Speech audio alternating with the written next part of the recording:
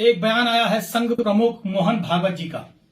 यह अखबार की कटिंग, अखबार के पन्ने हमारे हाथ में हैं, जिसमें छपा है कि ऊंच नीच की श्रेणी भगवान ने नहीं पंडितों ने बनाई, भागवत जाति भगवान ने नहीं पंडितों ने बनाई, मोहन भागवत।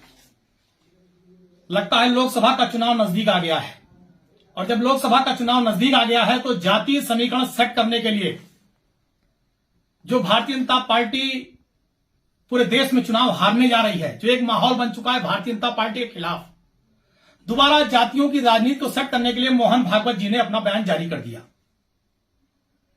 मोहन भागवत जी संघ प्रमुख हैं। आज उनको चिंता हो रही है दलित और पिछड़ों की। मेरा सवाल है, आज वो जिस जाति से आते हैं, अगर उस जाति के ना होते तो शायद आज जिस कुर्सी पर है उस कुर्सी पर भी ना होते। मुझे जहां तक जितनी मेरी जानकारी है, अभी तक संघ के जितने भी प्रमुख हुए हैं, कोई भी दलित या पिछड़े वर्ग से नहीं आया।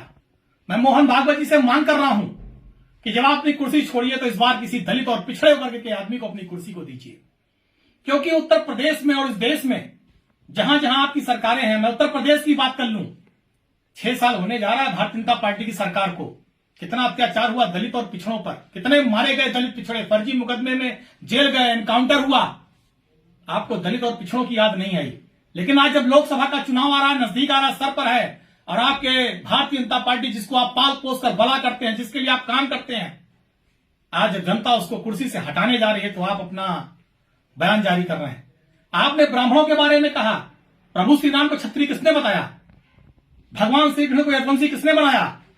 विश्वकर्मा भगवान है, ये भगवान है, किसने बताया? रामायण, वाल्मीकि रामायण का आपने बोलकर अपमान किया। गीता, श्रीमद् भागवत गीता वेद व्यास जी ने लिखा। गीता में क्या लिखा है? क्षत्रिय कौन है, ब्राह्मण कौन है, वर्ण के आधार पर, कर्म के आधार पर जो गीता में लिखा है, आपने उस बात का अपमान किया। आप संघ के लोग, भारतीय जनता पार्टी के लोग, इन्हें समाज से कोई मतलब नहीं है। ये धर्म के नाम पर, जात के नाम पर, जात से जात को लड़ाकर राजनीति करते हैं। अगड़ा पिछड़ा, दलित मुसलमान, हिंदू मुसलमान, होली दिवाली, शमशान कब्रिस्तान, इससे बढ़कर भारतीय जनता पार्टी कभी राजनीति नहीं कर सकती।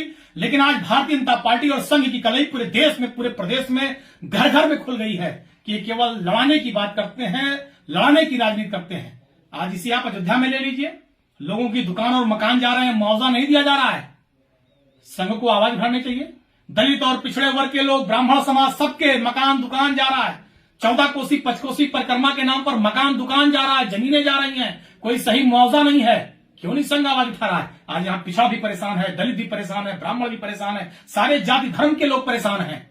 आज बौखलाहट इस बात की है कि उत्तर प्रदेश में आज दलित, पिछड़ा और ब्राह्मण सारे समाज के लोग आदरणीय अखिलेश जी के साथ जुड़ रहे हैं, आदरणीय अखिलेश जी के नेतृत्व में खड़े हो रहे हैं। क्योंकि आपने 5 सालों में, 6 सालों में, और केंद्र की सरकार ने 9 सालों में जो विष बोया है देश में, प्रदेश में, आज जनता इन सारी चीजों को समझ चुकी है। आप अगर किसी का भला कर सकते हैं तो अडानी का, अगर आप किसी के पोषक है तो अंग्रेजों के, आप पोषक है अडानी जैसे उद्योगपतियों के।